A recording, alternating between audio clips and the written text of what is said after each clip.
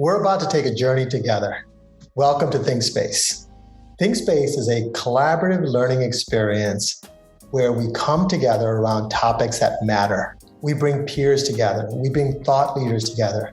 We bring your voice to the table. We're really proud to be partnered with Hug on this ThinkSpace to bring you a topic around modernizing the campus and why that is so difficult. So join me and my co-moderator, Gabriel Christofish, and our ambassador from Minerva University, Christine Lucer. It's going to be an amazing time. We hope you're ready for it. Well, welcome everyone. I'm Matt Alex, and you're going to get to listen to me, but we're going to be engaging with you. We're really excited about the next 90 minutes. It's going to go pretty fast. Everyone thinks it's going to be long, but the content that we're going to cover around modernizing a campus has a lot of different tentacles to it. And we're really excited about the folks in the room. We do have an ambassador, which we call a thought leader, Christine Lucer, from Minerva University, and I'm going to introduce her in 1 second. But I also want to introduce my co-moderator, Gabriel Christofish, who is coming from Denver. You will hear her dialogue through this process. ThinkSpace is about us all collaborating. So we want you to, one, get on XLEAP and join us. That's one way to interact with us. We have 75 people, which is amazing amount of dialogue we're going to have. So get in there, tell us where you're from, what school you represent, what title you are. You'll start to see the interaction begin there. The other way we can do this is we don't mind being interrupted. Let's have a conversation to it. I'm going to let Christine talk about some of the rules that we hold when we facilitate these things. And just in all transparency, we do this often in a clubhouse setting with Christine, Gabriel, and I. So we're pretty savvy in the way we facilitate these dialogues with you. But we always recognize it isn't the moderators or the thought leaders that really drive the discussion. It's going to be you. So we welcome you, one, to just, if you turn on your camera, if you're camera ready, go ahead and raise your hand or even just speak to us. If you're not camera ready, you can still unmute and have a conversation with us, or participate on XLEAP. And that would be, you will see the amount of interaction we're going to have. When we think about modernizing campus, we have 5 reasons, and we're going to start to talk about those 5 reasons. In the ThinkSpace, we can go deep. We're gonna dedicate about 15 minutes to each of those reasons, and that's an important piece because we can dive deeper if the conversation allows us to it. If we get hung up on certain things, our moderators will move us quickly through it. The deeper we get in, you'll see XLEAP becoming a critical part of it. I'm going to let Gabriel introduce herself, and then I'm going to ask Christine to introduce themselves, and then I'm going to turn it over to Brittany to say something. Hi, everyone. Thank you so much for joining today. We are so excited to have you and to hear from you. My name is Gabrielle Christofish, and I am the Operations and Client Success Manager at Beyond Academics. So I've had the amazing privilege to work with Matthew in a lot of fun endeavors such as this one. And my background actually is in K-12 education and also supporting university level students. So I'm really excited to be here and to work with all of you to drive higher education forward into the future. So thank you so much. Christine? And then I'll jump in. My name is Christine Lucer. I'm a professor at a school called Minerva University. I also work on professional learning partnerships. And the thing that Minerva has tried to do is really go back to basics to do something quite innovative. So we'll get into kind of the model that Minerva uses if people are curious about it. But the most important thing to know is that we embrace all of the science of learning principles to design a curriculum that really teaches people to be good decision makers and active participants. And to do that, I think that's probably why Matt has pulled me into this, is that facilitation is really important. We believe in the power of dialogue, and we cannot do that unless you are So I am super excited to be here, and I am looking forward to doing far less talking and way more question asking. Thank you, Christine. Brittany. Hi, everyone. I'm Brittany Moon. I'm the HUG Executive Director.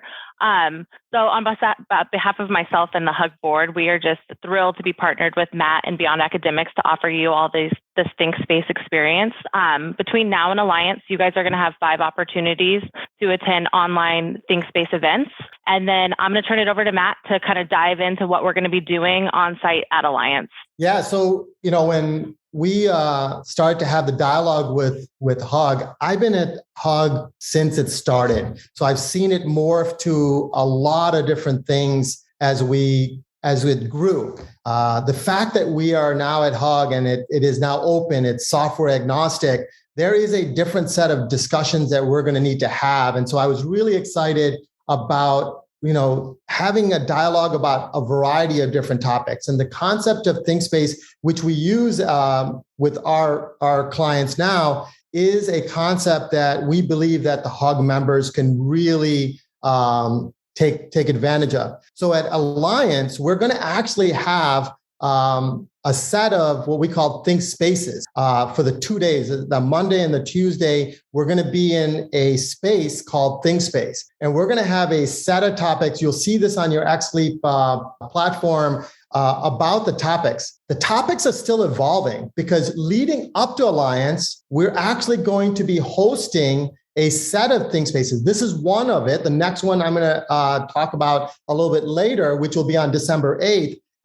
They're all going to lead us into discussions at Alliance where we're much more interactive in person. But we also know that you have to help us curate the right topics for Alliance. And so the topics that we're saying is, hey, we should think about sustainability or operations or student-centric. We're really going to drive just a different discussion as we move forward. And so we're really excited about it. You're getting your first taste of XLEAP. And so that's something that is really exciting for us. So one, we want to say thank you to HUG and the Alliance team for letting us be a part of the journey. And we're really excited about, engaging with you as we move forward. So, all right. So we're going to go right away. Let me just, Christine, do you want to give them a little bit of the rules of the road in terms of how we engage and some of the rules that we normally follow? Sure. This is a space that should be super open and super productive. I think Matt has a little bit of a reputation for shaking things up, asking questions that might make people uncomfortable about the things they've been doing. It's not to judge anyone as an individual, but really to think about the system that we all exist in and how we might find points of leverage. And that works much better if we hear from people and if we can see people and feel like we are all together in this shared virtual space. So one thing that I will ask everyone to do is to turn on your cameras if you are comfortable with that. And that's just to make us feel like there's more of a group here. I saw some people just do that. Thank you so much. And part of turning on your camera gives me confidence to invite you into the conversation. So if you are comfortable with chiming in and you want to share something, you can simply put your hand up. It's a really good attentional cue for me. Alternatively, you can use the little Zoom hand raise button. It's faster to do this and a little bit more attention grabbing. The other thing is I am going to invite people into the conversation, maybe on something you've said in the past, maybe on something I know about you because I see some familiar faces. If you want to pass on that, just go like this and that's fine. We will move on to someone else. But I hope that you'll be inspired to join the conversation because this is much more about collective problem solving and collective solution ideation than it is about anybody up here on stage telling you what to do. Sounds good. And you should use ThinkSpace that Matt has put in the chat again, I believe. Yeah, so I'm going to move everyone in the ThinkSpace into our first exercise. And it's really about the first reason that campuses struggle to modernize is we've never defined what modern means. Even though you all experience modern on a day-to-day basis, it's really hard to design something or work on something where you don't actually know what you're really trying to design for. And so we live in a smart retail, smart banking, smart venues, smart theaters kind of world. And yet when we walk on campus, we kind of go back to what we all experienced when there wasn't technology, right? And so our goal in this exercise, and some of my colleagues have gone through this already, some of the folks, so I apologize for those who've gone through this, but it gives us the ability, they're going to be the ones, I'm going to ask them to be chiming in because they've gone through this exercise. Because when they're thinking about changing their campus, they went through this dialogue of what do we design for? So the first question that I have is, if you were to think about Amazon, what do you appreciate about Amazon that you know? Now, you will see that there's these stickies inside of our ThinkSpace, which has on-demand, intuitive, mobile friendly, convenient, feels personalized. We know those are all attributes of the experience that you have at Amazon. But what is it that you appreciate about Amazon? So go ahead, and in there should be a little plus button on XLeap. Hit the plus button, and then there's a place that says your idea here. Go ahead and enter a few of those topics of there you go. First person, good customer service. That's great. Wow. Quick and easy, speed. As you look at these, I want you also to recognize, why do you feel that? Is it because it's personalized? Is it because it's friendly? So go ahead and drop and drag those stickies into that. The reason we do that is we need to make sure when we have a conversation with campuses, and your campus is important, you have to recognize, hey, in order to be convenient, we may need it to have better experiences. Or if there's good customer service, it requires on-demand, it requires mobile friendly. This allows, we're now starting to get consensus from you all in terms of what you feel and then what the actual attributes are causing that. A lot of good responses here. So I would say to you, don't put convenient because it's already up on top. We already know it's on demand, it's convenient, it's intuitive experience, mobile friendly, it's personalized. Tell us other things why do you like Amazon? And there's a reason why we go there. There's 57 responses, which is great. I love it. I want you to read through this and then go ahead and use those stickies and vote for that. And Christine and Gabriel chime in as I navigate. Yeah, I was just going to display the XLeap really quickly and just show them how to vote up if they haven't used XLeap before. So if you would like to vote up, you can go ahead or if you would like to apply one of these stickies to one of the responses, you can just go ahead and grab the little circle and then just drag it down to whichever response you'd like to add it to. So it's more of like a click and drag. And then while people are figuring that out, one thing I would love to know is, what is a takeaway from the stuff we're seeing? So does anybody, and I'm going to switch this back into gallery view, and you can all do that by going to view in the top right-hand corner. So we're all together. What is one thing we can take away from this? Can somebody synthesize what we're seeing? What's important about modernization in this context? Paul, we talked this week, so now you're on my call list. Paul Gaffney, you want to jump in? And then we'll go to Michelle. Sure. Yeah, it just seems to be all about the ease of experience all around. Doesn't present barriers. Yeah, right. So there's less friction, I think, than a lot of other things. So that's something that we can all take away is, how do we think about experiences in terms of friction and maybe reducing that to make people enjoy the experience more? Michelle Horton? I think self-service and the opportunity to utilize automation in a way that feels personalized, that meets your needs. And then when you actually have a more challenging problem, there's assistance that can help you navigate a little bit further. But for the most part, you can at any time, to Paul's point, easily access what you need when you need it. And it's not driven by a work schedule of a company, or a particular user. And so there's a lot of autonomy there, right? There's this agency that's associated with it, but it's still buttressed with support, right? It's when I hit a wall, how do I then have those wraparound services that are going to make me feel like there's a real human on the other end who cares about helping me achieve my goals? That's a really great point. No, this is great. So this is exactly what XLeap and our ThinkSpace is. it now shows us all the different ideas that you're saying a campus should have. And Michelle, you talked about customer service. And I always ask the question, we get this all the time. You don't always talk to people, right? You don't need people to give you customer service. And yet we always talk about campuses not being able to pick up a phone call, not, people waiting in line. So the reality of it is there's so much technology in the way that they do it and the way they interact with it that you can have really good customer service without the human interaction. That's a takeaway that I always notice whenever I talk about the Amazon experience. Everyone talks about customer service and we never talk to people, right? So that's a great point. So, all right, we're going to move fast because I think Gabriel is going to make me move fast through this process. What is it that when we think about the Uber experience, what is it that you appreciate about your Uber or Lyft experience? So I'll chime in as somebody who is virtual classroom picky. Whoever shares the screen, it often takes over Zoom and then it makes it hard to go back to ThinkSpace. So I think we should not share the ThinkSpace screen because people probably have it open next to it and then it interrupts that, frictionless flow. So there's a lot coming in here and we can start to debrief that. Yep. Oh, I like door-to-door. What would it mean to have door-to-door service in a higher ed context if we're thinking about modernizing a campus? I think it's really meeting the student where they're at, right?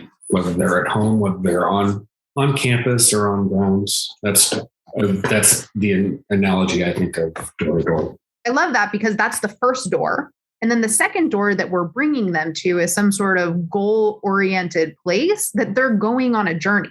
Right? There are so many metaphors in that. We're meeting students where they're at. We're picking them up. We're bringing them on this journey. And we have a goal. We have a destination that we want to get them to. And that's something that the answer is often a degree, which is such a sad answer in a lot of cases, because the degree is not the thing that's meaningful. It's what that degree represents, what people can do with it, what they can do as humans once they theoretically have it. And so that, I think, is such a powerful metaphor for making this journey really literal. I think to piggyback on that as well, Uber, you can add a stop in between, like you could be in the car and add, a new location or things like that. And so I think that definitely is the student journey where you've gone a little bit, gone a semester or two, and now you need to change gears and shift and move and adapt. And I think part of that is also anticipating that next location where that student needs to be.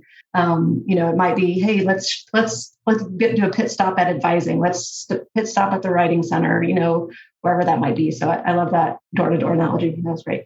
And what's nice about it is that we define where we get picked up. We might add a stop. We might know where we're going. But really what the technology is doing is directing us, right? We're not saying I would like to go 3 blocks and then make a left and then go 4 blocks and then I'm going to make a right. It's really the technology that's enabling us to achieve the goal of where we want to get rather than being the destination itself. And that's one thing we see a lot in higher ed where people use technology as a solution rather than as a tool. The one comment that here I see is the easy booking, right? So how easily can we have folks engage with campuses? That's as important too. And right now we go through the admissions process and it takes a long time. The way that campuses are going to have to react is how quickly can you get people engaged into the coursework and the activities of that campus. We're moving away from the traditional to a non-traditional, which is going to become the traditional technically. I think the ease of booking was a comment here that I thought was really interesting. I also like this cashless transaction. I believe a lot of things are going to have to be like cashless in the way that we interact with a campus also. So that's really good. All right. So let's move to the next one. And all of these lead up to certain a topic, but I think Christine's driving it. When we experience movies today, what is it that you appreciate about movies today? And I know when I grew up, the way I consume movies today is not the same. So would love your take on movies and what you appreciate about today's movie going experience. Comfort from home. Yep. Don't have to go anywhere. It's great. Oh, who just said control over environment? I want to know more about that. Sorry, that's me, Jim Russell. Jim, tell me about it. So what do you mean? I'm trying to cover a larger umbrella. The extraneous sounds of people near you, of babies crying, people walking in front of you, the ability to pause, the ability to control the lights around you, It's really customizing the entire movie experience. And if you want to be an Uber geek, you buy all sorts of nice sound systems and things like that. So it's control over that environment of your movie watching experience. So it's kind of a form of personalization, but it's more than just saying, this is the way I like things. It's having that agentic buy-in, which is something that I think a lot of education is missing. We tell students, this is the way it's going to be, show up at the theater. And what, Jim, you're picking up on is the fact that technology might be able to enable us to let students take more agency over where they are going and how they can personalize that experience for them, rather than just showing up and purchasing a curriculum that somebody else has designed, probably not with them specifically in mind. Right. And then there's this great comment about it being multisensory and immersive. I just saw the James Bond movie without realizing that I was in a 4K theater until the seat literally shook me. I loved about it. It was just such a surprising experience. And what's neat about that from an education design perspective, modernizing a campus, is how do we really produce experiences for students? It's not just, I'm going to stand up here and repeat the same lecture over and over again, but how do I get people to feel like they're part of it? And so that, I think, is another really important lesson we can take away.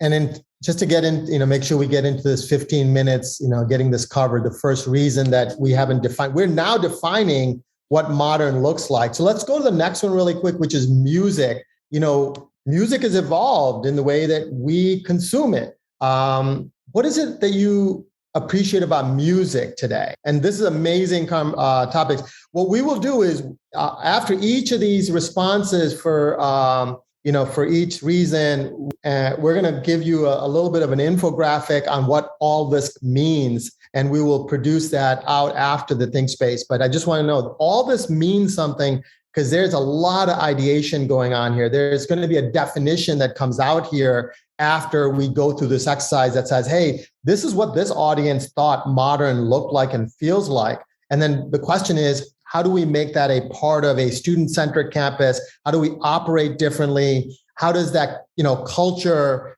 campus culture become, change? Even the way that you experience education is a thought, right? And then, of course, like the offerings of it. So this is great. So I accidentally asked Michael to unmute, which was an accident. But since I did, do you want to share some of the ideas about what makes music modern? I think some of the things that have already been said, which is your ability to customize it, to curate it, to get anything you'd like on demand, and to make it to really personalize it, in a way that it's more that's previously been more challenging. And I love that point about curation, because this is one of the really, really unique value propositions that education institutions still have. It used to be that you had to go to campus because that was where knowledge lived, in books behind walls, in people's heads behind gates, and you had to show up and get it. But this idea of curation is something that we have so much information out there, and students, whatever their age, need that guide that's going to help them walk through it. And I think technology can help enable that, right? We have these features that are new music discovery. Those are things that are really helping us explore to figure out what we're passionate about. Yeah, this is great. So just to close this out, and Christine, thanks for really, driving the discussion.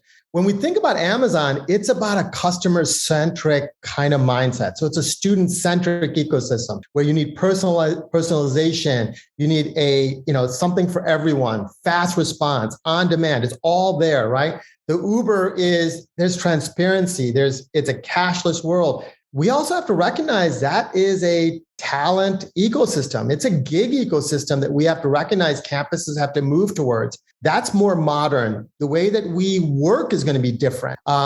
When we think through movies, it's about how you experience it, like Christine said. It's personalized. It's on your schedule. And I believe that's where learning chemistry comes into play. How do you learn? What's the experience that you need? How do you pause something, right? Time is the enemy of the poor, as LeBlanc would say from Southern New Hampshire. And then when we think about music, it's about the offerings, it's the courses. We have to unbundle it. We have to think about how do we stream those. So these are the ways that we would look at modern in a campus and driving that. I'll see if anyone has any comments before we move to the second reason as we go. Okay. And Matt, there was a really interesting comment in the chat from Christopher. I hope I'm saying your name correctly. But they said, I remember buying CDs and being limited to 1,500 songs, and now there's no limit and we can download any music, genre, song, or album. And so I think that's like a really interesting point too, is that there used to be limits, on a lot of what types of material could be accessed, but now there is no limit, right? And if we think about how it relates to higher ed, that's also becoming more and more true, right? As people are able to access more information from all over the world. So I thought that was a really interesting point. Yeah, that's great. That's great. Thanks, Christopher. We're going to move, I'm going to move you all to the second reason. The second reason it's really hard to modernize is that everyone defines the purpose of higher ed slightly different. Faculty define it a certain way, students define it a certain way, employers define it. And when I mean define it, they believe the purpose of higher ed is this. And yet we don't align all three of them when we think about how campuses need to modernize. So the second reason is higher ed doesn't have a clear manifesto. So I want each of you to go into each of these green, yellow, and red boxes, enter, and then we're going to walk through some of the things. So what does faculty think the purpose of higher ed is? Let's answer that question first. Do you all want to just go into the faculty one? Let me close you all, and then here. Are you all there now? There you go. Generation of knowledge, create knowledge. Yep. Critical thinking. Absolutely. Achieving tenure. Yep. Bridge the gap. Prepare students. Awesome. Research. Open minds. Yeah, these awesome. This is great. Christine, being a professor, what's your thoughts on this? I put a little bit of a snarky comment in there, which is teach people what I did my PhD research on, which is something that I think we often assign faculty to teach classes that are sometimes in their area of expertise and sometimes not. And it's almost pretty haphazard what we end up assigning people to. And that's one of the things that I think is difficult about having a manifesto, is that the system is not designed to have a unified curriculum. And so that's something that I think we're seeing with lots of diversity in answers. Even if the intention is to get people critical thinking skills, we're often assigned to teach something like biology 101 or cognitive neuroscience for the fusiform face area, right? We go from these really, really broad categories to these really, really specific categories without getting at the thing we're trying to do, which is teach people how to be better critical thinkers. Yeah, some really good responses here. And departmental faculty meetings. That is the purpose of education. No one ever. No, this is great. Yeah, Matt, go ahead. No, all this is like summarizing, faculty really believe their goal is to open minds and, provide knowledge. That I'm a big believer, and I say this when I'm in my faculty sessions, I believe the asset of an institution is the knowledge that it disseminates. And that's where faculty come and play a role in it. And I think we have to get to a place where we become modern, where faculty is being able to disseminate knowledge, and that we're able to, tackle that and allow for people to get the knowledge that they need. And I think we got to line that up in some way at some point in time. But this is great. Any other comments? I would love other people's thoughts. But I see some interesting ones, like award diplomas, right? Like, I think there's some folks that are very calculating. Some are much more holistic. So, yep. I want to push back a little bit on what you said, Matt, about disseminating knowledge. I think that is useful but outdated. Again, knowledge is super accessible. I think it has to do with the curation. And Meg, I'm seeing you nod. So do you want to build on that a little bit? What should faculty be doing instead of teaching knowledge? Well, I couldn't agree more. I think they need to, even at the higher ed, I work nursery through 12th grade, I'm director of innovation. And I think giving them relevance, context, application, colliding with people, actually integrating from an omnidisciplinary standpoint, what it is they sit all day in their different classes to do hour by hour. I think, what I have two in college right now, and their biggest complaint is they feel like the coursework that's pre-selected for what it is they want to study is extremely limited, and they see connections to other disciplines that are out of the scope of what they're allowed to take. And so I just think we need to be asking ourselves, especially in K-12, like, who are we putting in front of our kids and we're naming them teachers, right? Is it just somebody who knows a lot of stuff, right, in their discipline? Or is it somebody who can easily connect the students in their classrooms with people out in the real world to make that stuff visible, right? So it's not about knowledge dissemination in my mind anymore. Yeah, and then Brian Alexander just put in a really interesting point that maybe it shouldn't be about knowledge, but it still is. So there's an attitude and a history there. So Brian, why is that a challenge? It's a challenge in all kinds of ways because you're trying to help faculty adapt to a future that they really weren't prepared for and that many of them practically don't see as having arrived. It also means that they are very personal and think, well, maybe you can get all this information online, but you can't get the real stuff, which is what I provide. And so, I mean, those two differences are really powerful at blocking collaboration and blocking changes in pedagogy. I'm not saying they're accurate. I'm simply saying those attitudes are really widespread.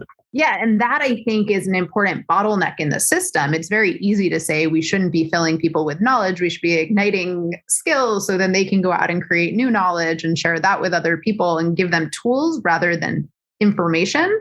But acknowledging where we are in the present is a really important way to figure out how to fix stuff. So let's move. And you got to see ThinkSpace at its best, right?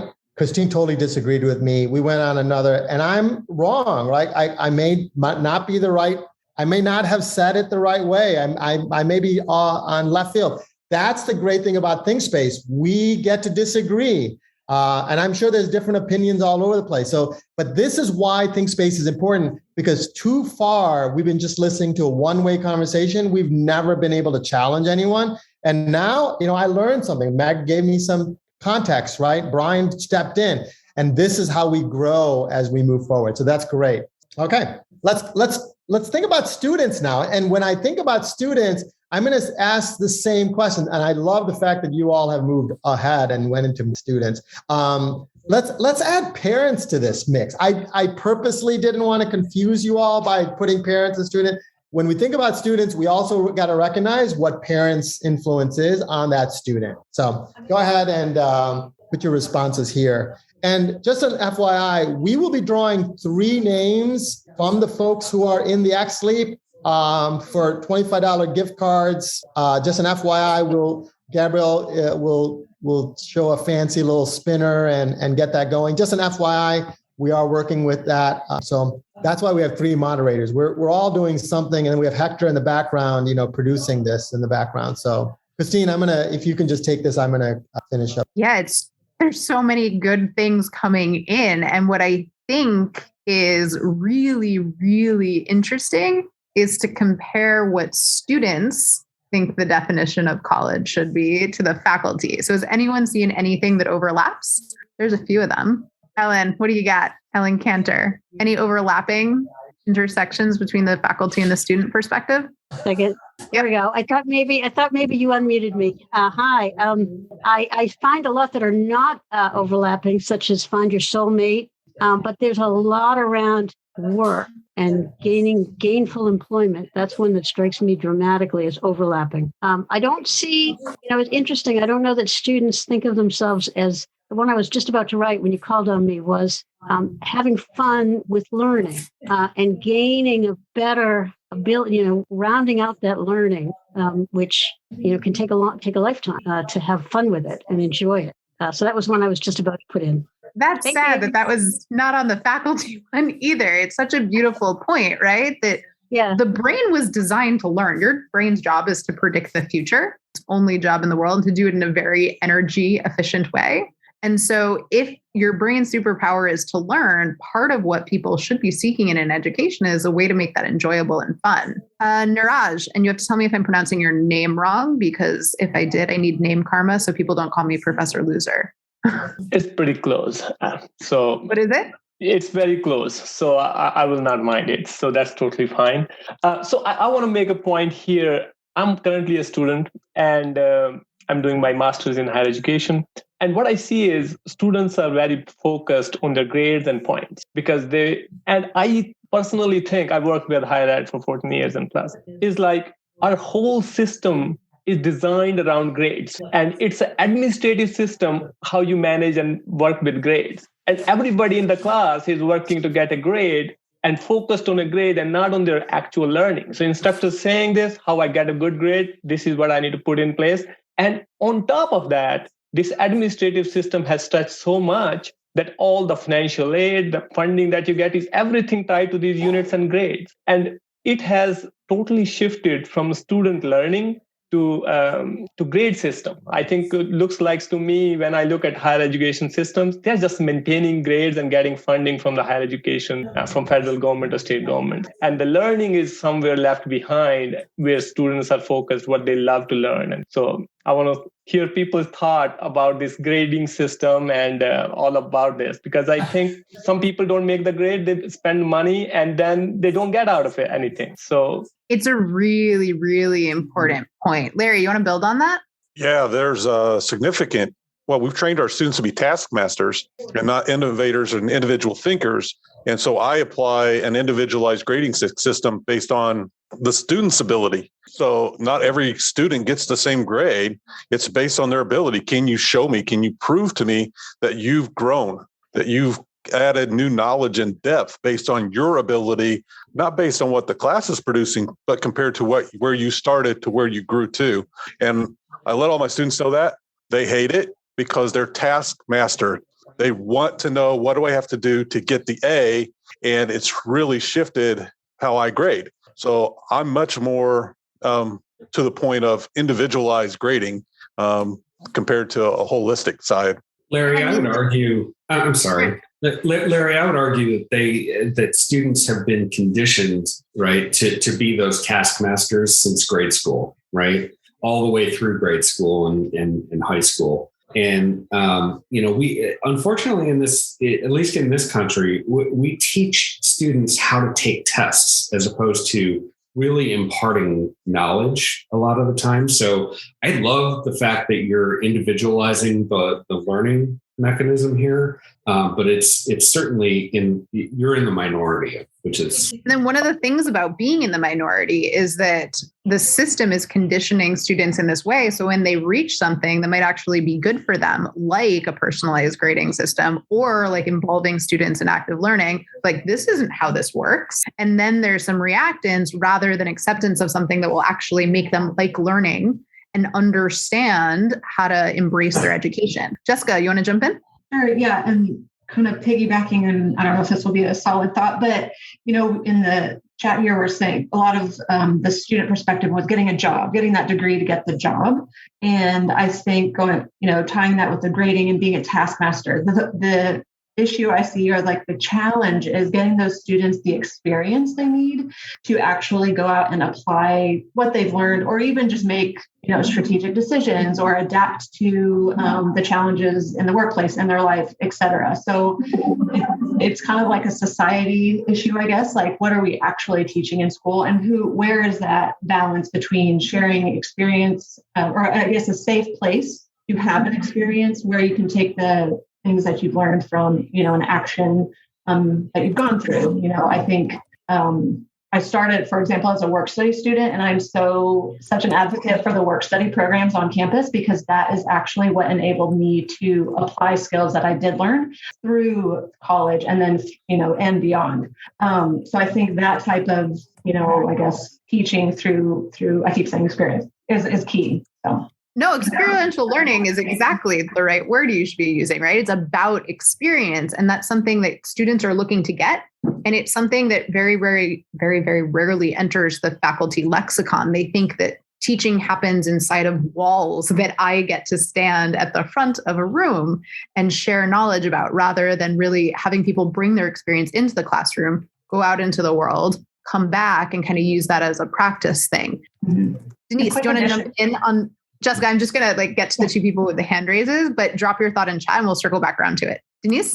Well, I just wanted to build on that. Not only is it about the students basically going to school and regurgitating what they're taught in class to get their grades, but it's also almost the universities, the colleges have become an assembly line. We say it takes 4 years to get a student in and out. You will graduate in 4 years. As a freshman, my daughter was pushed to declare her major. And you will graduate in 4 years. And I said, no, you can take 5 years, you can take 6 years, and you don't know what you want to do when you graduate because you're a freshman and you're 17 years old. And her counselor would push her. And I think we need to get out of I know universities are a business, but we need to get out of the concept of treating the kids like they're on an assembly line and getting them in and out, because that's what gets us the points. That's what gets the universities the recognition at a national level that we have this success by getting our kids out in 4 years. And go back to treating the students as students. She's in a master's program now that treats her completely different, and she no longer has ulcers. She no longer is 10 pounds underweight and pasty white and orange eyes, and all of the health conditions she had as a regular college student have gone, because the master's program she's in is treating her as an adult who's going to school while she's working and taking her lifestyle into account. Yeah, that's so important. Totally different experience. Yeah, it's really changing sort of health and well-being in an important way when you embrace the whole person. We're going to go to Michelle, and then I think we're going to skip over to administrators and compare the differences there. This is Michelle, last thought. This employer is just an FYI. Yeah, I just wanted to chime in and dovetail in with what has been said, and the fact that our society is set up now that it must be a conveyor belt to get students through. And the students have no choice but to think of it as such, because when they're worried and they're working set jobs to get through college, they don't have time to say, oh, this is going to be great to have this self-individualized grading system. It's like, no, what is the bare minimum I need to do to get through? Because I have another job. I can spend an hour on homework for this class tonight. What is it I need to do? We're not giving them that benefit. And the colleges are like that. The faculty is like that. I mean, these kids are worried about far more than just their learning. I mean, I work at a very prestigious private institution, and we have a food bank. I think it goes back to kind of treating the whole student. How do we have wraparound services? How do we meet them where they're at? Back to that Uber metaphor.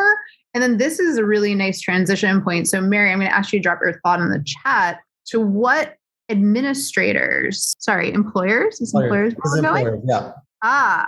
Okay. So what do they think people are getting out of college when they have a college degree? Really interesting stuff in here. And we did have an administrator tab. We took that out because we thought we needed to focus on the three, because we thought faculty would work with administrators closely. So that's why the employers won. So what are we seeing in here that's unique from what students and faculty think is actually happening? And maybe, Mary, I can actually ask you to help me out, because I do want to know your thought from before as well. So a lot of soft skills are being talked about, and then the skills labor. So if you think about the first conversation we had with faculty, everything was about knowledge, and yet at the industry, we're now talking about skills and talent and specialization. They're going into the granular element of it, and these students are in the middle of it, right? And that's where I think we're trying to figure out, how do we do that? And we're going to have to move to the next reason soon, Christine, just that we get through all 5 of our reasons. I think the short way to summarize this is that so many people have a different definition of what the manifesto is, and it's hard to modernize if people are not aligned, right? You really need higher ed should have a clear message about what it's doing. But the real takeaway is that an institution needs to have that clear message. We're talking about higher ed almost as averaging across many institutions, and I think that is muddy. But even if we were to think about a single institution, you would see very different things as well. And that's what the blocking point is there isn't an alignment on purpose, mission, and vision that seems to match for all audiences. So Matt, do you want to do the third reason? Yeah, just moved right to it right now. The third reason is the landscape is changing. It's shifting. So the question here is, these are the items, right? So it's student-centric. It's shifting to more of a student-centric. There is this non-traditional learner. There's this online education that's really becoming a part of the discussion. Hybrid campus. We're having conversations with presidents about making themselves a hybrid campus. The demographics are changing. We're moving from this traditional high school student to a lifelong learning student, which is much more a different demographic. Credentials are becoming a discussion. Do we need it? Is degrees the only thing we do? Or is it personalized learning? And then the educational marketplace, which is really aligned to the future of work. And then competency-based education, which Southern New Hampshire and others are really focused on. These are all the shifts that we're seeing. Are there any that we're missing? Anybody, are we missing something here? Because I'll add it to the list here if we're missing something. But while we're doing that, tell us how higher ed addresses it. Is it through policy? Is it through technology? Is it through culture? Is it even addressing the operational model? The first question is, are we missing anybody? There were some good ones in the chat. Yep. Terrence just called out critical thinking as a basic tenet of something that should actually be in a landscape that maybe is not. And then, Peter, do you want to comment on globally integrated? I think that's really interesting. We live in an increasingly, seemingly small, world on one hand, and then of course it fractures in various social groupings on the other. But that higher level of integration that enables people around the globe to be interconnected is something that we also want to train students to handle. And we know the workforce wants that too. So there's something about that element that's moved beyond, 300 years ago, training folks for the local priesthood kind of thing. I love that because it goes back to what liberal arts was supposed to do. Liberal arts was founded to let free thinking citizens who existed in a democracy have the skills that they needed to be a voting populace, right? It was really driven by trying to not do something that is about any particular discipline. These are the core critical thinking skills. And in 2000 and whatever, that means being a member of a global world, which is so important. Niraj? Yeah, I think one category, as all the analysis and research says, the freshman students are reducing year by year and the enrollments are declining. So in the changing landscape, where the institutions who are only run by the tuition as their main revenue source, that's also something changing in the higher ed landscape, how those institutions will survive in coming years. Where there are institutions, those are providing the same education in an online way and other ways. So I think that's going to be a challenge in coming year if we don't have enough students to keep our business running, and how we tackle that problem. Yeah, so Niraj, I just added that in, and I also added global integration in. Terry, which one was yours really quick? Because I could add yours in too. Was it, do you remember? Critical thinking. Critical thinking. Yeah, we have a lot of people talking about cost. Go ahead, Gabrielle. Yes, I was going to say that it looks like Charlie, I hope you're saying your name correctly, putting mental health and well-being as well in the chat, which I think is really connected to also this idea of putting the student first, and kind of what Christine had touched on before is, really approaching education with that holistic approach. How about affordability for cost? That's what I put it. Okay. No, this is great. So go ahead and use your vote ups, your votes, your stickies to, how do we address this? Because I'd like for us to I'm going to sort them based on some of these. Because I want to say, is it the operating model that's having to shift here, or is it the policies that we have to? So go take a couple, 30 seconds to a minute. I'm going to put 30 seconds on the clock for silence. Perfect. Very intimidating. No, this is great. So just some kudos to everyone. We have about 107 people in the Zoom. We have 88, 89 people in XLEAP. That means, the 10 of us who aren't in XLEAP right now, the fact that you all are engaged is amazing. I love the dialogue. This content can be shared with you all. So if you want this type of content, you want to see it, this is your content because you're helping us develop it. So we're willing to share this with you at any point in time. But we will also do a summary as we go. So just an FYI. I'm going to sort, if you all don't mind. I want to sort on one particular thing. We were at EDUCAUSE 2 weeks ago, and the conversation we all had was around culture. So I'm going to sort around culture really quick. So student-centric it's a cultural thing, right? Demographic shift, you have to address it with culture, critical thinking, non-traditional learners, lifelong learning. All these are cultural things that you want to do. Now let me do it with operating model. Operating model is affordability.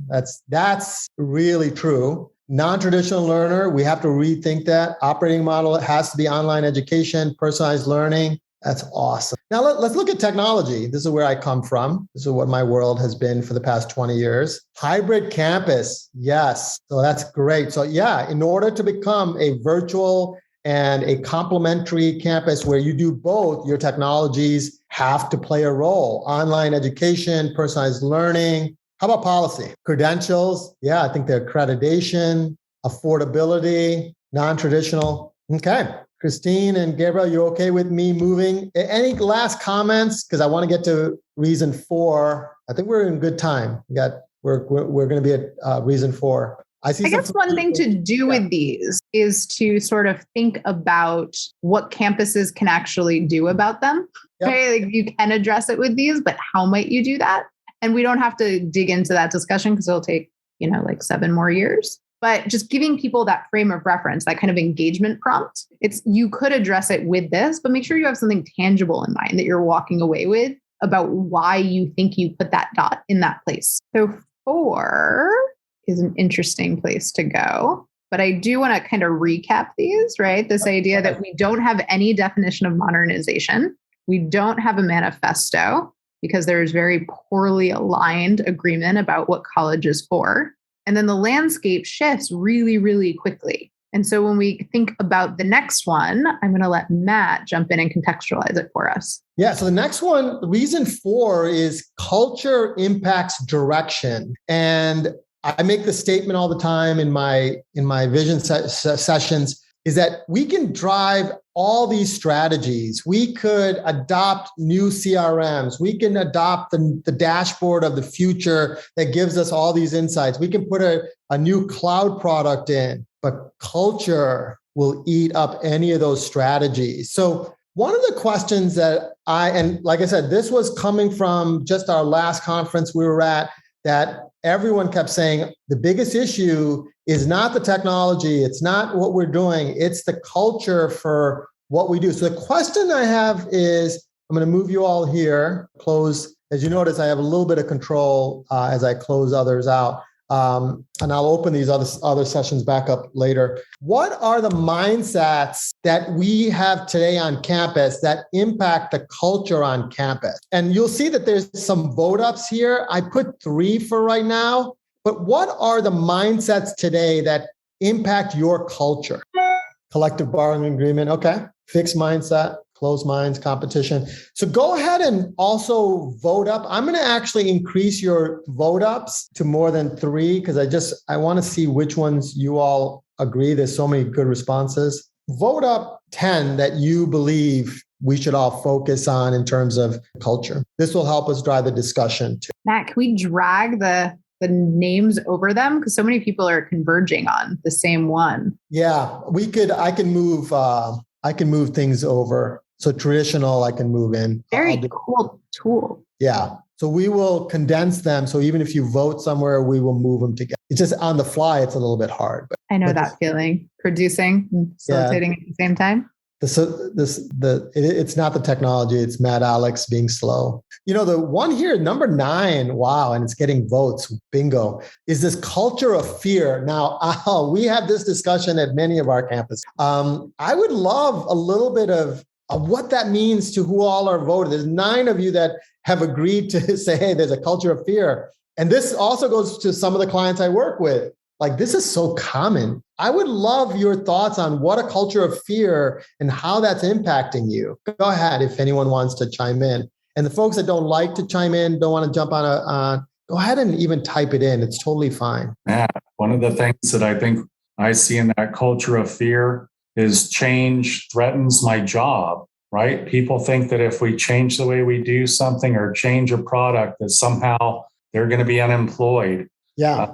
It's kind of a false assumption to me. I mean, there's always more work than we can get done, but I think that is a prevailing feeling that people have. And I want to add to that feeling is I think it depends upon the individual leaders who are pushing for that change. If they're not enabling the people there and they're saying, I'm doing the change, but I'm not helping you train, I'm not developing your skill set. And there's also some employees there in that stage of their career that say, I'm not ready for learning. But I think that open discussion has to happen when that change happens, that, hey, I'm going to help you learn this, and it's going to be actually an added value to your resume or to your skill set over the time because it's something new. So I think a lot of schools just push the change, but does not invest, I think is a bigger problem.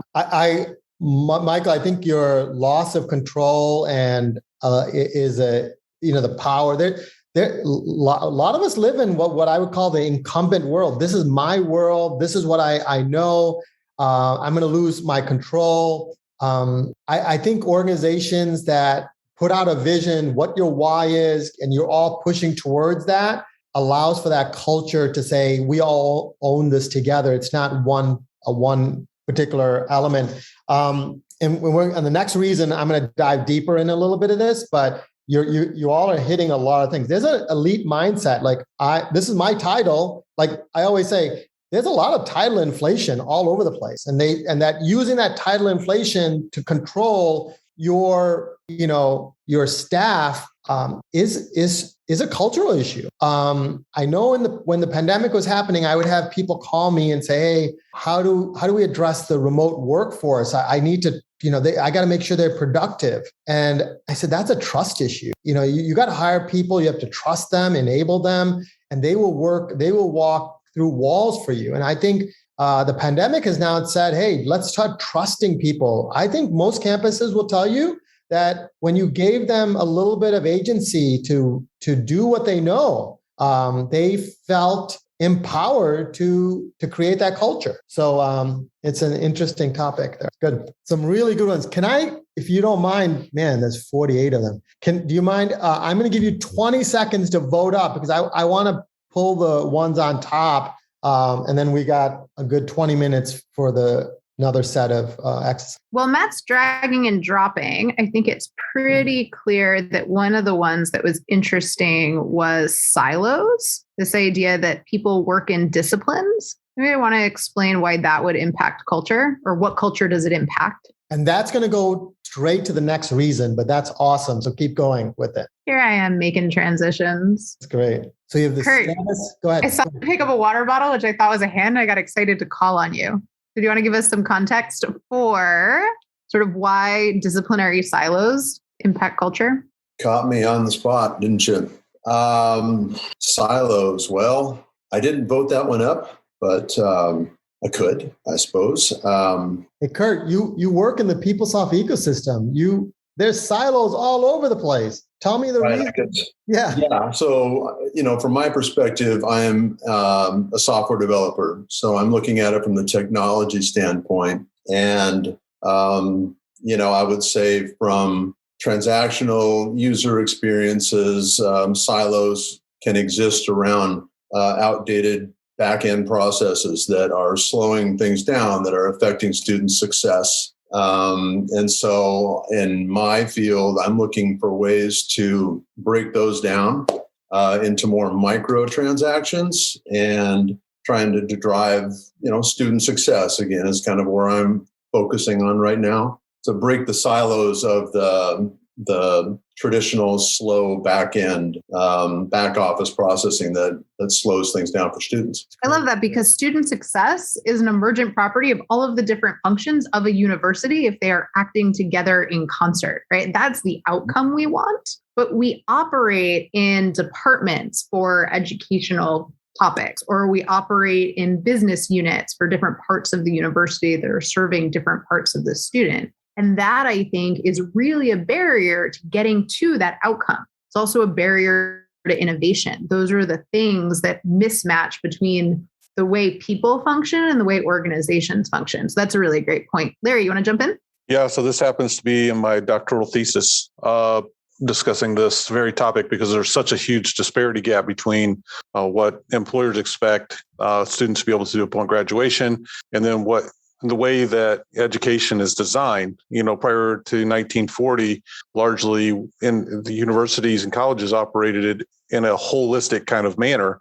Prior to the 40s, then we switched to these silos, and it's driven by budget, where each department now has teaching credits are funding their school, and so now it's about student capture. How many students can I get to take my classes to help fund the things that I need to do to fund pay for my professors?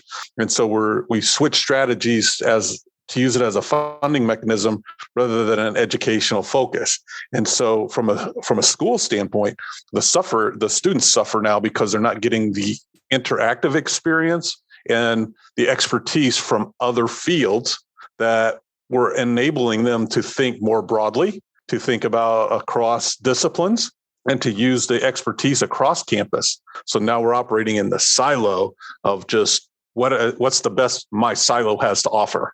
Which is such a sad short changing of reality, right? I used to hate this phrase, we operate in the real world versus the school that's not real. But school has this artificial unreality to it because problems are interdisciplinary and school tends to be very much in these silos. Jessica, last thought on this one before we pick one more. Sure, thanks. I think this has all fostered this internal competition where you believe you and your department are unique, and therefore, like creating these unique processes, creating these unique. My people are better, or we're bringing the most students, or we're competing for the students, has therefore created this loneliness where it feeds this fear on the campus where we are not going to change, and then it turns into knowledge hoarding where I'm the only one that knows this in my department. I can't share it. Otherwise, that's a fear of I will be gone or they're going to change this. So it's definitely a full circle in all of these items that have been brought up. Yeah, what I love about that is just connecting all of these, right? It's like, these don't exist in silos either. It's really this feeds into that impacts this. And there's really this dynamic to all of these problems continually impacting the other problems. So I'm going to turn over to Matt to decide if we should do one more, maybe this risk aversion one, or if we should move on to reason 5. Yeah, so I'm just looking at the clock.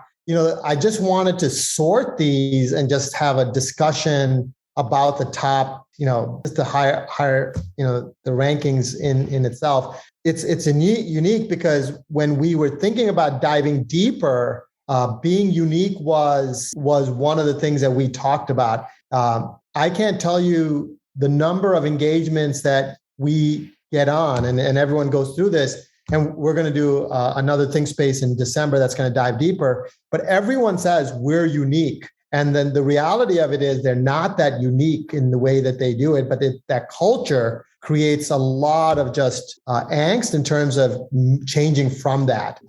So just I wanted to just talk to that. So the culture of fear was the highest that bubbled up. Risk averse. This is similar to culture of fear. People are risk averse because they're accountable for something. There's a lot of people that have ownership to certain things. They're afraid. I know the financial aid side would be risk averse in a lot of cases, right? Because that is putting a lot of jeopardy in spaces. There's a lot of that. This number 25 is interesting. The lack of a modern skill in employee and faculty. I think professional development is something that lacks on campuses. And I think that is something that in order to change culture, you have to get people to experience things differently. We're hoping that this ThinkSpace is giving you an idea of, hey, let's think differently. Even meetings should be done in a different way than you do. So that's a discussion. Everything is somewhat slow, right? We're going to go there in 1 second. The politics, we of course see that all the time. We do it the way it has always been. So, and then the silos comes in, and then outdated processes. Love it. Okay. I just wanted to tackle those, Christine, really quick, because I thought it was important for us to bubble those up. So let's move to the last reason. So the one before was reason 4 was culture impacts direction, and you've identified all the reasons there. The next one is reason 5, operating at college speed. And I use the word college speed is everyone operates in terms. They operate by meetings. Everyone needs to be a part of a discussion. So everything takes time. Even getting a meeting sets up, you have a meeting to have a meeting. So I want to ask the question, what gets in the way of agility? For an agile campus, what gets in the way of an agile campus? What are the things that slow you down? And there you go. Risk aversion comes right up on top. Managed by committees. Yeah. Shared governance. Awesome. I'm going to also increase this to 10 because I think there's a lot of good responses here. 10. And we're about 15 minutes away from closing. We like to close it. And for the folks that haven't been in any of our other sessions before, we end, and then we usually have what we call a post mingle, where we can dive in and people can talk, and there's a lot of collaboration for about 30 minutes after. Sometimes it goes an hour. So we welcome you to stay even after we're done, because there's a lot of content here. We can't dive in as quickly as possible, but there's a lot of deep dives here that I think at Alliance, we're going to dive deeper into some of these topics, because I think there's things that we have to think about, and it requires more than 90 minutes to have a conversation. So this is good. And while we're doing that, Gabrielle, do you want to announce the winners, the first one by chance? Yes. Do you want me to show the wheel when I spin it, or do you want me to just spin it? It's up to you. If you want to show them the cool wheel, I'm all about cool wheels. Okay. Show the wheel. Show the wheel. All right, let's show it. So we included the participants on XLeap at a certain moment in time. And then I just try to add as many people as I could to it who were speaking and also participating in Zoom. So let me go ahead and share this. This is so exciting. I love giving away Starbucks gift cards. Okay, here we go. Let's see who our first winner is. All right, Patricia Clay. Is Patricia Clay in the house? Patricia here. We can find her. We have an email on her. Yes. So. We'll need to send. All right. So you want a $25 gift card? Let's see. Do one more. Yeah. All right. Shama? Is Kevin in the house? That's a fake applause. It is. We all feel like I'm on Wheel of Fortune. So. All right. And we'll do one more later. Yeah, we'll do one in the end. Okay. All right. Perfect. There you go. Woo! So if I'm reading these correctly, one of the big ones that has been upvoted most is politics. I feel like people have a lot of thoughts about, and I'm seeing nods on the screen. Anybody want to jump in and give that a little bit more context and color? Why might that be something that gets in the way of an agile campus? And if that answer is super obvious to people, maybe say something about how you might reduce that.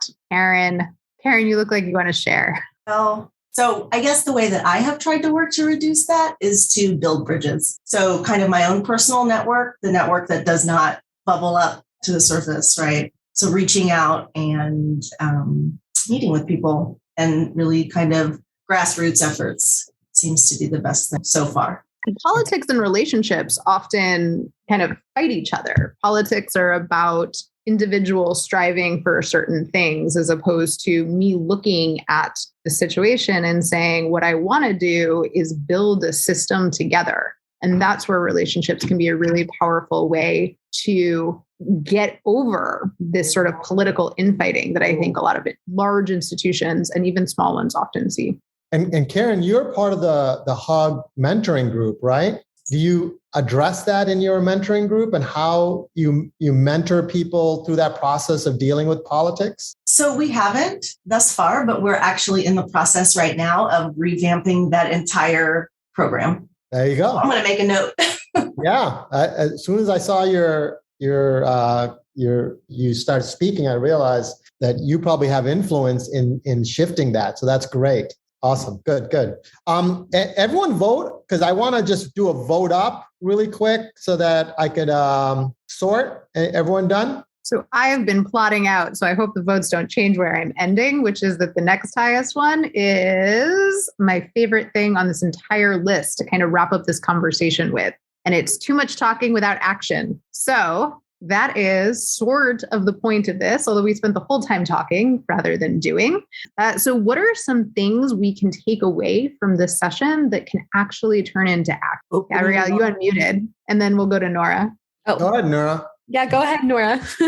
Opening up of the minds that maybe we aren't doing things the best way. Maybe we need to do things differently. Maybe we need to relook at things. To me, the whole experience has been very much rethinking the way we think. Yeah, I think Matt does this really nice job of taking us on this journey by giving us really, really tangible examples to begin with. We get really nitty gritty with the things that other people are doing for modernization. And it's like, oh, wait, there's an analogy here. I can apply this in this direction. So that's a really nice takeaway.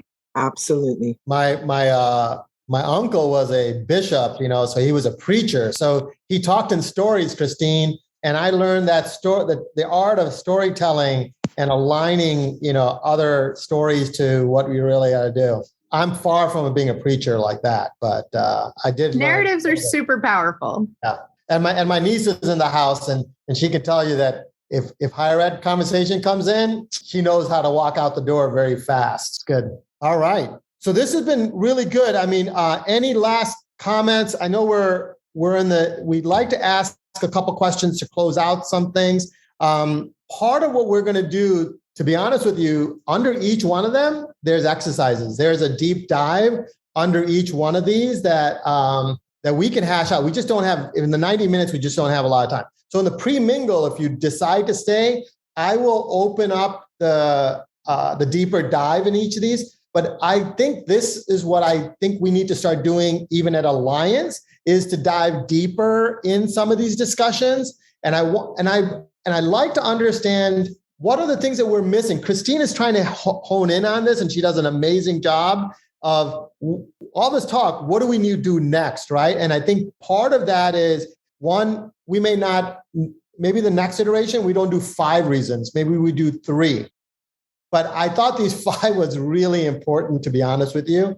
And it sets up the landscape for the conversation we're going to have. We have 4 more think spaces that's going to come up, and we're going to dive into some topics that are really important. And I want to just talk about that really quick. And then we will be doing our next think space in collaboration with the League for Innovation. So Brittany and her team and the HUG team is actually partnering with the League for Innovation, which is a set of community colleges. And they're going to do the next session. I'm not sure if you can see this. It is around the topic of implementing real change. We talked about all this talk. Why does implementations never meet expectations? You all have been through implementations, and a majority of you will say it never met the expectation. And there's a lot of uncomfortable conversations we're going to have during that time.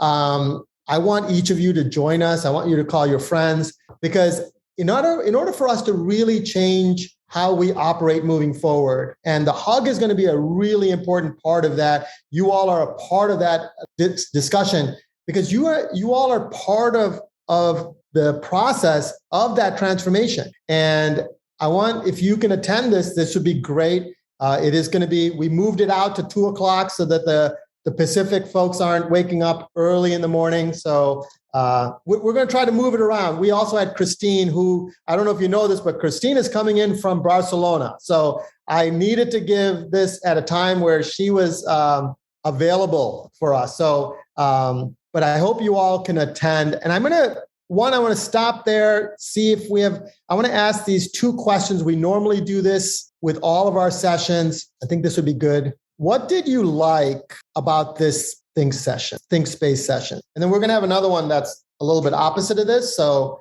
what are the things that you liked about this think space session? And the reason I ask this question is we're trying to figure out what experience looks like and feels like for you. And does this work for you? Number 7, good facilitation. That's, I know how to delegate my facilitation. That's why I bring in Gabrielle and Christine into these things, so. Matt, you undercut your skills. And we own no stock in XLeap, just an FYI. We just happen to look for a tool, and they've been a good partner with us. So I'm sure they'll like seeing that. And you will see that BNext Studios has been producing this. So the recorded version is going to be, you'll see it up on the top. You'll see that we're being produced, and that will be the recording that we will share with you, because we believe that, so if you got up on stage, you're going to be on a nice little presentation layer, because we want people to recognize that we also have to create these experiences that feel good, that feel like a part of a conversation. And so we did that with Hector and his team, who's coming from Mexico. So we brought the whole global world into this mix here. So this is some really good thoughts. We really appreciate it. But now the next question is, as important, what do you think we can do to improve your HUG Think Space experience? What can we do better? Because remember, we have 4 after this, and then at Alliance, we're going to do this in person. So, and our feelings will not be hurt. Not at all. Oh, number one, that Christine wanted to do breakout rooms. I did. She did. Okay. And I said, this is our first one. We got a lot to cover. I don't know if a breakout room, but well noted. Christine, was that you? Did you put that I didn't even type that in. I wish I had. I wish I was that quick. Look, breakout rooms. All right. People like breakout rooms. I think this is a really nice introductory session where we're trying to introduce a story arc. And the thing with breakout rooms, which sounds like people are interested in it, is that will be a part of the next ones. And that's always kind of the plan, is we want to lay out a landscape to get people really excited, kind of do this fast-paced lightning round, and then dig into each one of these topics in a more close personal setting where we'll have time to reflect with each other and then with a broader group. Yeah, this is great. And these are great feedbacks. We will definitely look at it. We'll work with the HOG and them on this, and also the League for Innovation for the next couple. But one, I want to stop here and ask Gabriel to do the last winner. And then we'll close it out. We'll close it out, and then we'll open up our post mingle. And then, all right. Oh, we got Patricia Clay again. I don't know how that happened. Wait, 1 second. Let me shuffle it. You're saying Patricia needs to play the lottery today. I know, seriously. Jessica Holler. I think Jessica's from Chicago. I could probably hand it over to her. Oh, you could. All right. Holler. All three of our winners. Yay. Well, I know we're at the bottom of the hour. I want to respect everyone's time. I told you the 90 minutes is going to go pretty quick. One, I want to first say thank you to the HOG for letting us be a part of this. We're really dedicated to really transform how the HOG moves forward. They're really thinking about being innovative. We want to be a part of that. We believe some of the things we did today, and a lot of the things that we did in the discussion has to apply to the HOG too. Right? So while we talked about universities and colleges, some of it is, hey, let's incorporate this within the HOG a little bit too. And I think that's going to be a really good conversation as we move forward. Our door is always open. If you have ideas, you have thoughts, suggestions, we want to know, because we believe that it's ongoing, and we're really excited that you're being here through this process. I want to especially thank Christine Loser from Minerva University. For the folks that don't know Minerva University, they're probably one of the most innovative universities. They've been around for about 10 years, just got accredited. I got to go to their graduation, and their graduation was nothing like we would ever go to. I was actually challenged, and I remember walking out of that graduation, which was virtual, and saying, wow, these people just blew my mind. So instead of me seeing them pick up a diploma, I got to hear what they learned. And I was very grateful for Christine to invite me to that. And I want to say thank you, Christine, for joining us here. And I want to say thank you for organizing, and thank you to everyone who attended. I think one of the things about facilitation is you can't do it very well by yourself. So I very much appreciate everybody who chimed in and who tolerated me inviting you into the conversation, which is just cold calling rebranded. But I think that that's such an important thing to be able to do with people who care about an important topic, is use dialogue, which actually comes from, if you break down the word, meaning through. That's what it gets at, is we can get to a place of mutual understanding through each other. And that is something I'm really passionate about, and so grateful that you all took the time out of your day to share that with us. Thank you, Christine. And also, Gabrielle, thank you for jumping in. Gabrielle's been designing this with me for the past few days. She's had to go through a lot of iterations with me. You know, my mind works so different than others. So she puts up with me in a lot of ways. So Gabrielle, thank you for driving me towards this design. So appreciate it. Brittany, any words? Or Michael, any last words? I'll let you all close out. Thank you for the time, and everyone who's been here. I'll let Michael or Brittany close us out. So Matt, this was my first chance to get to participate in one of these, and I can tell you, I'm blown away too. This was fantastic. I really enjoyed the session, and I look forward to jumping into a lot more. Thank you, Michael. We appreciate it. Everyone else, whoever's going to leave, thank you. For the folks that are going to stay, we look forward to having more conversations with you all. Thank you. This ThinkSpace was in partnership with HUG, the Higher Education User Group. ThinkSpace is powered by Beyond Academics. It is produced by BNext Global and Beyond Academics. Our music is by David Cutter. We'll see you next time.